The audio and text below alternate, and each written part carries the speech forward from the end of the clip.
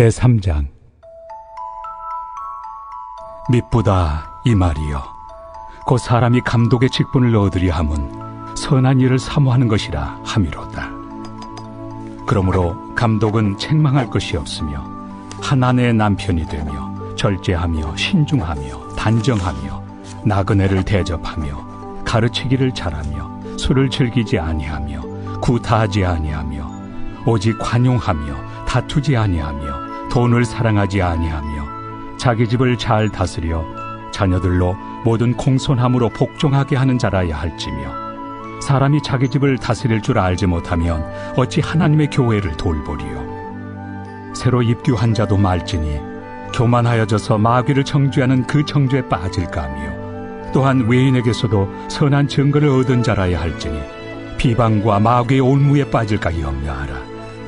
이와 같이 집사들도 정중하고 일구이연을 하지 아니하고 술에 인박히지 아니하고 더러운 일을 탐하지 아니하고 깨끗한 양심에 믿음의 비밀을 가진 자라야 할지니, 이에 이 사람들을 먼저 시험하여 보고 그 후에 책망할 것이 없으면 집사의 직분을 맡게 할 것이요. 여자들도 이와 같이 정숙하고 모함하지 아니하며 절제하며 모든 일에 충성된 자라야 할지니라.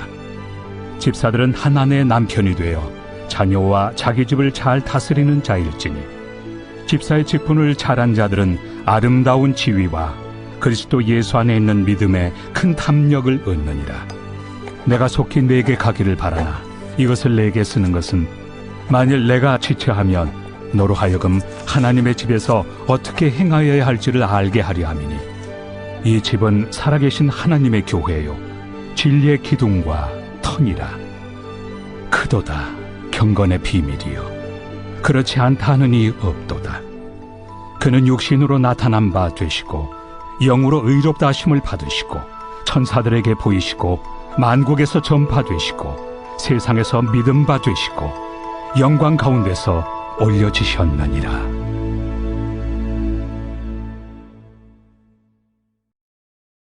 그리스도인은 모두가 다 하나님의 가족으로 부름받았습니다. 그래서 하나님을 가리켜 아버지라고 부르고요, 또 성도된 우리 모든 지체들을 가리켜 하나님의 아들이라 라고 말씀해 주십니다.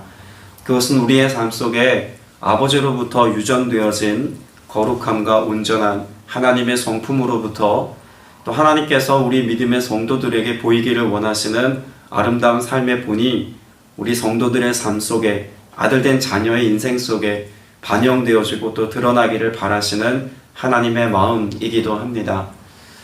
우리가 그와 같이 하나님의 가족으로 부름받았기에 우리의 삶의 모습을 통하여서 당연히 나타나야 할 것이 있습니다. 그것은 아버지 되신 하나님의 형상이고 하나님의 영광입니다. 또 우리의 삶에 하나님이 공급해 주신 것들로 우리의 삶에 하나님이 어떤 분이시고 또 하나님이 어떤 일들을 행하셨는지에 대해서 우리는 세상 가운데 빛으로 밝히 드러낼 수 있어야 합니다. 때문에 오늘 우리가 읽은 본문 말씀에도 보면 교회를 설명하면서 이와 같은 말씀으로 가르치고 있습니다. 15절에 보면, 만일 내가 늦어지더라도 하나님의 가족 가운데서 사람이 어떻게 처신해야 하는지를 그대가 알게 하려는 것입니다. 이 가족은 살아계신 하나님의 교회요 진리의 기둥과 터입니다 라고 말합니다. 교회를 가리켜 뭐라고 말씀하고 있습니까? 하나님의 가족이라고 말하고 있습니다. 자, 그러면 한번 생각해 보시기 바랍니다. 가족을 향한 여러분들의 마음은 어떤 마음입니까?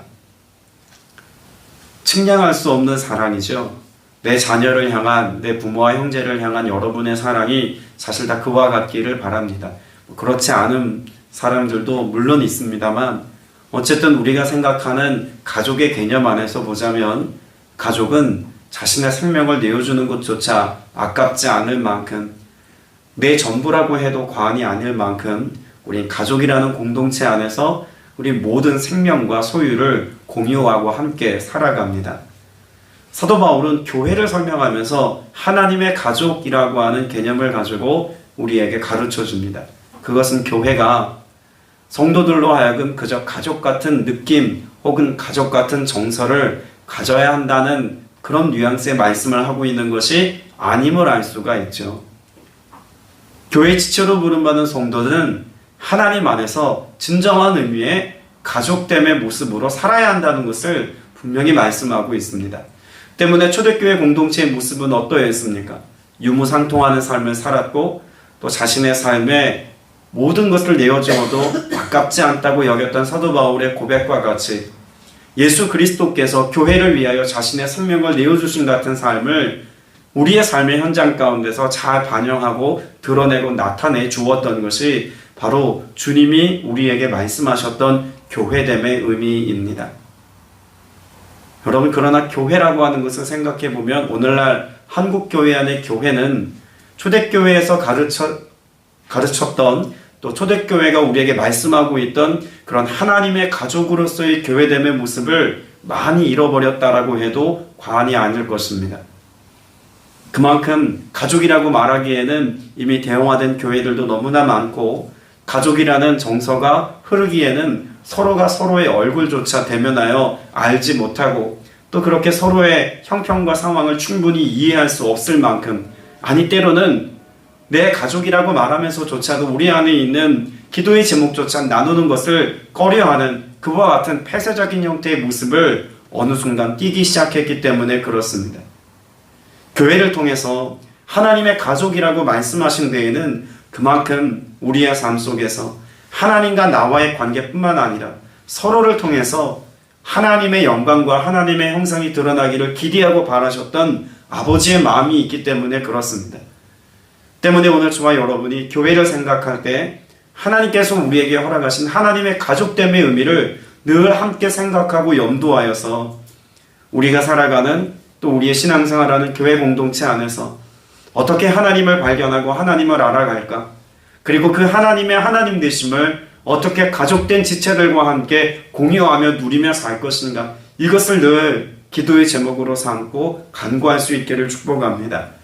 1절 이하에 보면 감독의 자격에 관한 말씀이 나오고 8절 이하에 보면 집사의 직분에 관하여 나오기도 합니다. 감독은 이런 사람이어야 한다, 집사는 이런 사람이어야 한다라고 하는 자격 조건을 말하는 것 같지만 물론 그도 맞는 의미이지만 왜 이런 자격 조건에 관하여서 말하고 있는 걸까요? 감독의 직분에 관한 그런 내용을 이야기하고 있는 2절 이하의 내용을 보면 책망할 것이 없고 한 아내의 남편이고 절제하고 신중하고 단정하며 나그네 대접을 잘하고 가르치기를 잘하며 술을 즐기지 아니하고 난폭하지 아니하고 너그러우며 다투지 아니하며 돈을 사랑하지 아니하며 자기 가정을 잘 다스리며 언제나 위엄을 가지고 자녀들을 순종하는 사람이어야 합니다. 7절에서는 교회 밖의 사람에게도 좋은 평판 받아야 합니다 라고도 말합니다. 여러분, 이 모든 조건들을 한마디로 요약해서 말하자면 뭐라고 말할 수 있을까요? 예수 그리스도를 나타내야 한다는 조건을 이런 여러 가지 조건들로 다양하게 설명해 놓은 것 뿐입니다. 감독은 예수님을 드러내는 사람이어야 하고 눈에 보이지 않는 예수 그리스도가 오늘 교회 공동체 안에 함께 계심을 표방할 수 있는 사람이어야 한다는 것을 말해주고 있는 것입니다. 집사도 마찬가지입니다.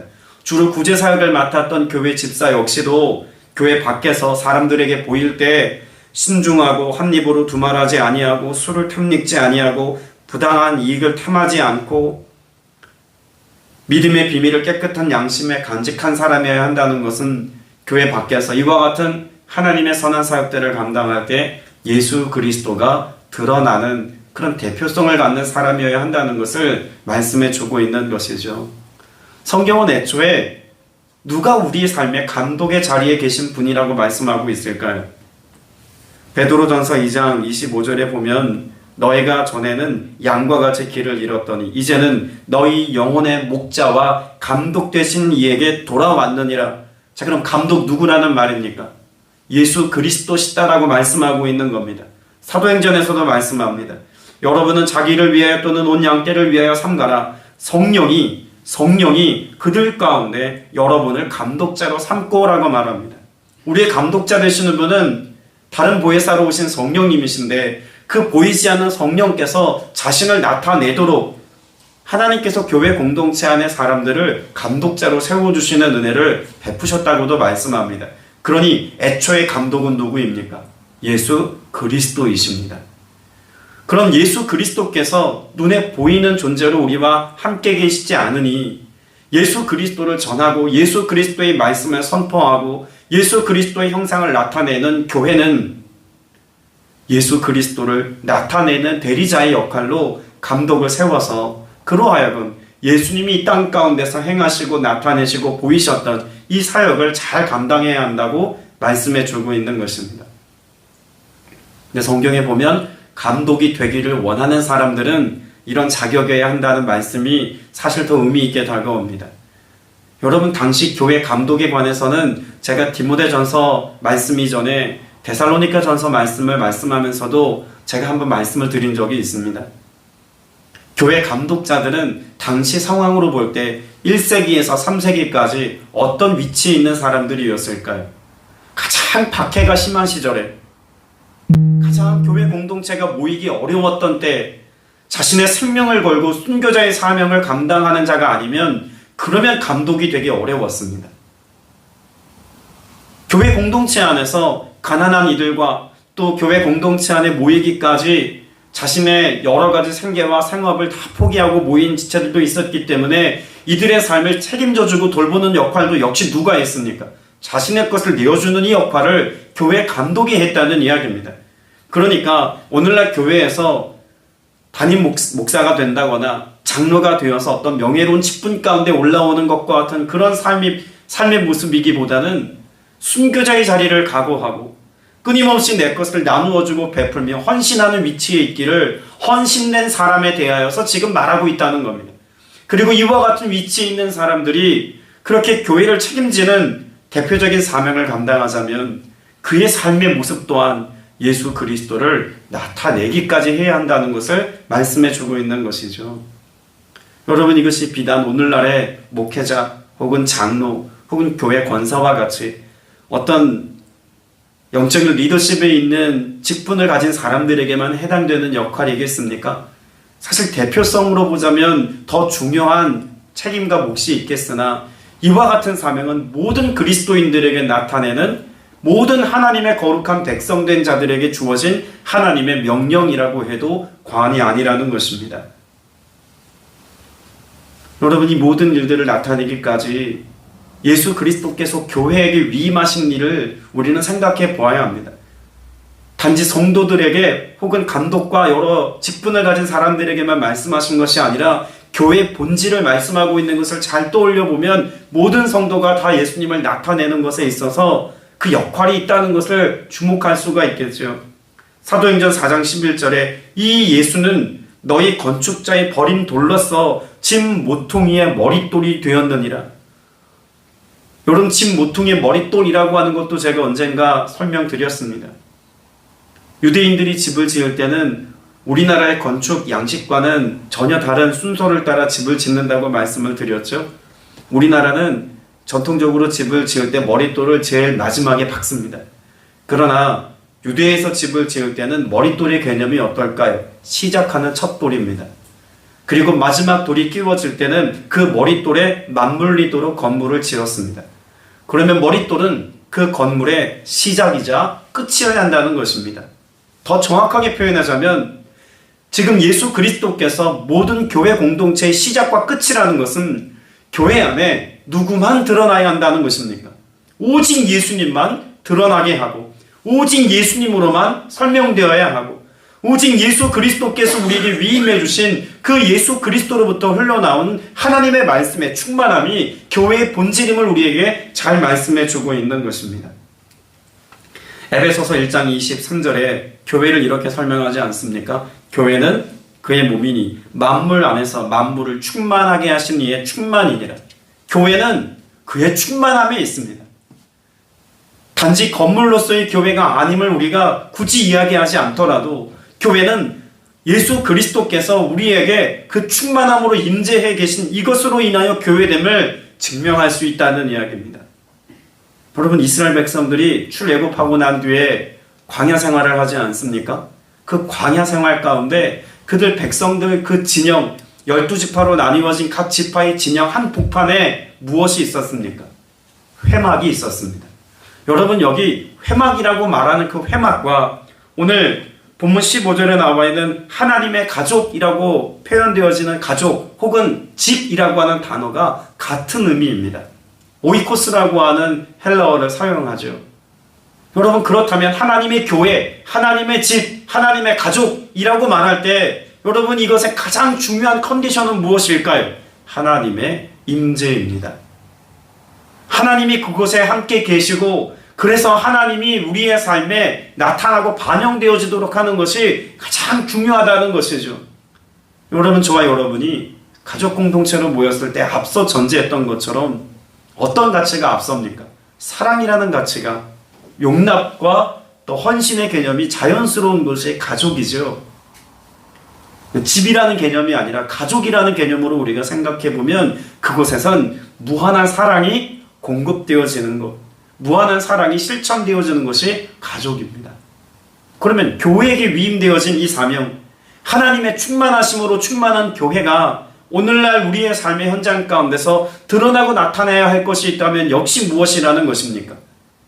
하나님은 사랑이시라라고 말씀하신 것처럼 그 사랑이, 그 하나님의 성품이 오늘 저와 여러분의 삶의 모습을 통해서 세상에 반영되게 하고 나타나게 하는 것이 우리에게 주어진 가장 중요한 역할임을 오늘 성경은 우리에게 말씀해 주고 있습니다.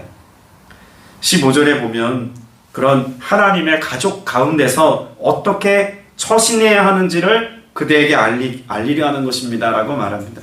여러분, 여기에 참 재미있는 표현이 등장합니다.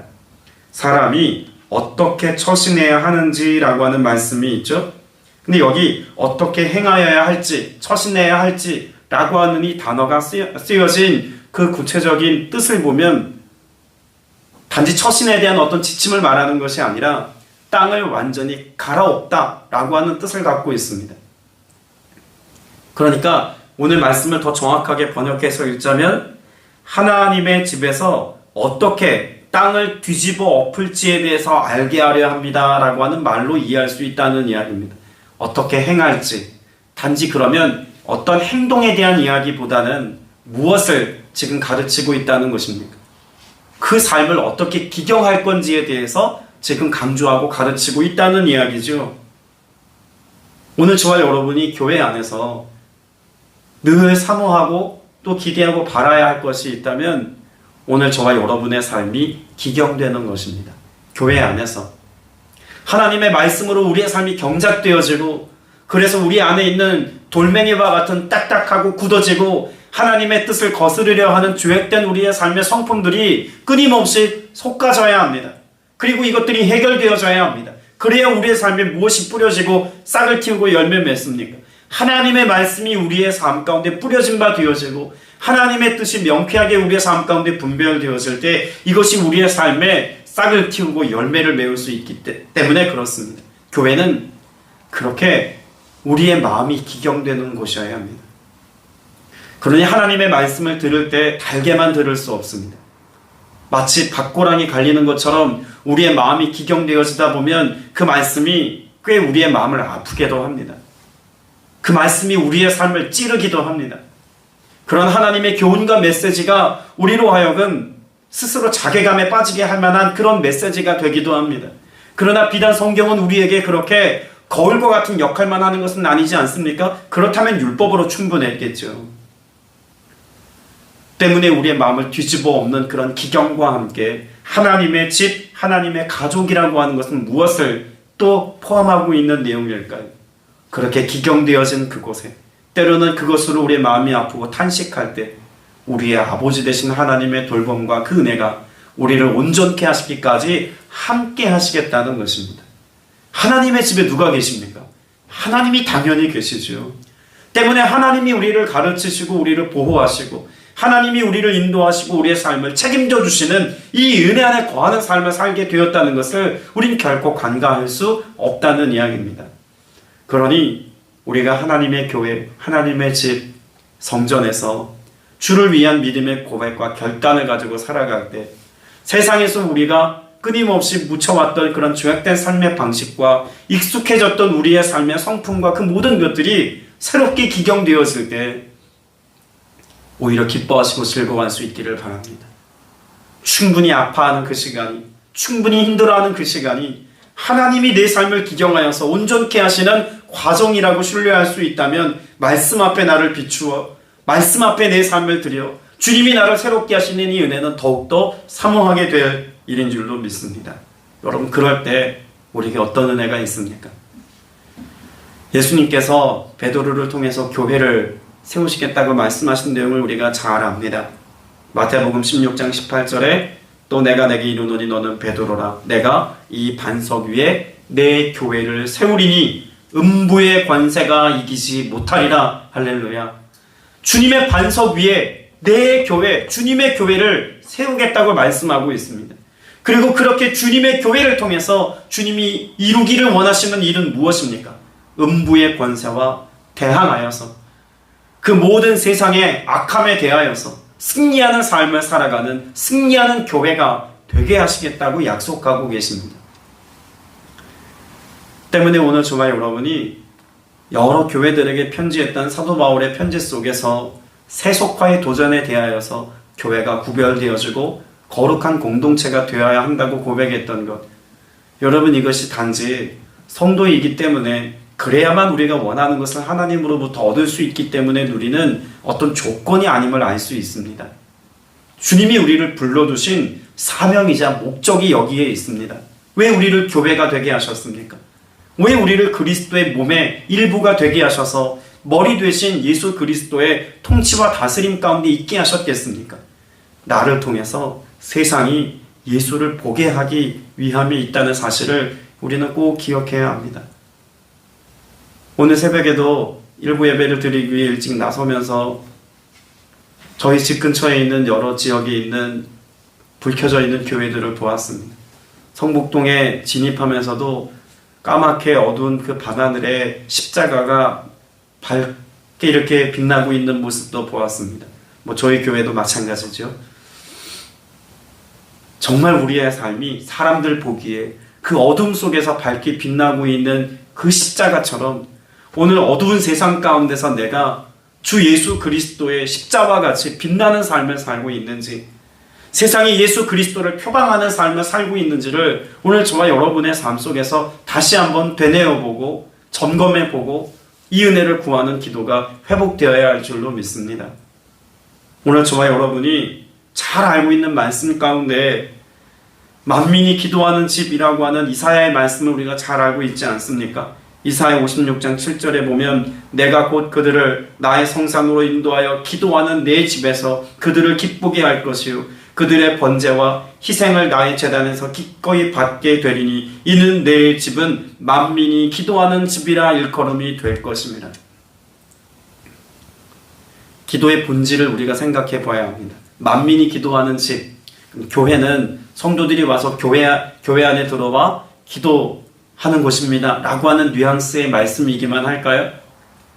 여러분, 구약시대에 교회가 없었습니다. 왜 만민이 기도하는 집이라고 말씀하고 있는 걸까요? 여러분, 기도는요, 하나님과 내가 연합되어지는 시간이고 하나님과 내가 교통하는 시간이고 하나님과 내가 그 사랑 안에서 누림의 시간을 갖는 시간입니다. 그러면 만민이 기도하는 집이라고 말할 때 그 기도하는 어떤 행위 자체에 가치를 부여하는 것이 아니라 무엇에도 초점을 두고 있는 걸까요? 여기 현존하셔서 오늘 우리와 만나주시는 그 하나님과의 인격적인 교제, 이것을 염두에 두고 말씀하고 있는 것이 만민이 기도하는 집의 의미입니다. 하나님은 그 백성과 만나기를 원하십니다. 하나님은 그 백성과 교제하기를 원하십니다. 함께 하셔서 우리의 삶에 관여하시고 우리를 다스리고 통치하기를 원하십니다. 이것이 만민이 기도하는 집이 우리에게 부여해주고 있는 말씀의 의미라는 것입니다. 교회가 기도를 통해서, 말씀을 통해서 어떤 삶을 살아야 합니까? 예수 그리스도와 연합되어져서 예수 그리스도로 말미암아 만족하고 예수 그리스도께서 우리에게 주신 복음으로 생명을 얻고 예수 그리스도께서 우리에게 보여주신 삶의 가치를 내 삶에 탑재해서 예수 그리스도가 세상 가운데 나를 통하여 드러나도록 하는 것이 교회의 사명이요, 교회의 지체로 부름받은 성도의 사명인 것을 잊지 않아야 한다는 것입니다. 그러기 위해서는 그 음부의 권세에 대해서 승리하는 교회가 되기 위해서는 오늘 우리가 어떤 삶의 태도가 필요하겠습니까? 골로새서 1장 24절에 보면 이렇게 말씀합니다. 나는 이제 너희를 위하여 받는 괴로움을 기뻐하고 그리스도의 남은 고난을 그의 몸된 교회를 위하여 내 육체에 채우노라 라고 말씀합니다. 여러분, 사도 바울이 그리스도의 남은 고난을 내가 기꺼이 기뻐하고 달게 받겠다고 말합니다. 무엇을 이야기하고 싶은 것입니까? 교회를 위해서, 주님이 핏값을 주고 사신 교회를 위해서 자신의 생명을 내어드린 것처럼 사도 바울 자신도 예수님처럼 그렇게 교회를 위하여 내 생명을 기꺼이 내어놓는 것을 아까워하지 않겠다고 고백하고 있는 것입니다. 성경은 분명히 교회에 관하여 어떤 상태를 이야기합니까? 사도행전 20장 28절에도 보면 하나님이 자기 피로 사신 교회라고 말씀하고 있습니다. 교회는 예수님이 자기 피로 사신 공동체입니다. 나아가서 교회 공동체의 지체로 부름받은 성도 한 사람 한 사람은 예수님께서 생명의 값을 지불하고 사신 하나님에 속한 하나님의 자녀들입니다. 자, 그러면 말씀을 정리하면서 오늘 하나님의 가족이라고 하는 의미 안에서 성도 한 사람 한 사람을 바라보는 여러분의 시선과 태도는 어떤 시선이어야 합니까? 이 영혼이 주님이 핏값을 주고 사신, 주님이 존귀히 여기며 주님이 사랑하는 복된 하나님의 권속인 것을 우리가 늘 염두에 둬야 합니다. 그리고 교회가 하나님의 가족이라면 그 가족 안에서 흠이 있고 어려움이 있고 내가 보기에 연약함과 부족함이 있다 할지라도 여러분 그 모습을 어떻게 해야 합니까? 용납하고 우리의 기도 제목으로 삼고 온전한 그리스도인으로 세워가는 일에 우리가 함께 헌신하고 함께 이 일에 우리의 삶의 에너지를 모아야 합니다.